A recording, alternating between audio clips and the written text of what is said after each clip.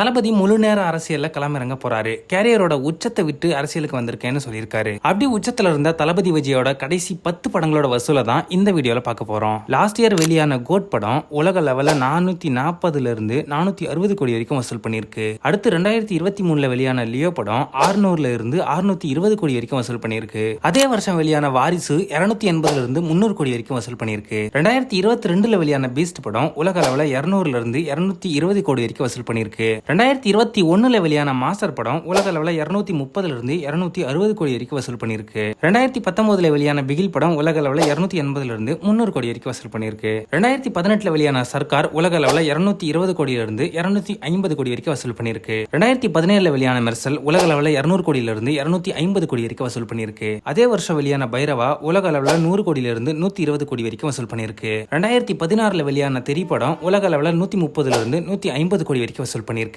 இதுதான் தளபதியோட நடிப்புல வெளியான கடைசி 10 படங்களோட வசூல் விவரம். முக்கியமா 2017 மெர்சல்ல துவங்கி 2024 கோட் வரைக்கும் ரிலீஸ் ஆன எல்லா தளபதி படங்களும் தமிழ்நாட்டுல 100 கோடிக்கு மேலயும் வேர்ல்டு வைட் 200 கோடிக்கு மேலயும் தொடர்ச்சியா வசூல் பண்ணிருக்கு. கன்சிஸ்டன்டா டாப்ல அதிகமான வசூல் வேட்டையை நடத்தியிருக்காரு தளபதி. அடுத்ததா ரிலீஸ் ஆகிற ஜனநாயகன் எவ்வளவு வசூல் பண்ணும்னு கமெண்ட்ல சொல்லுங்க.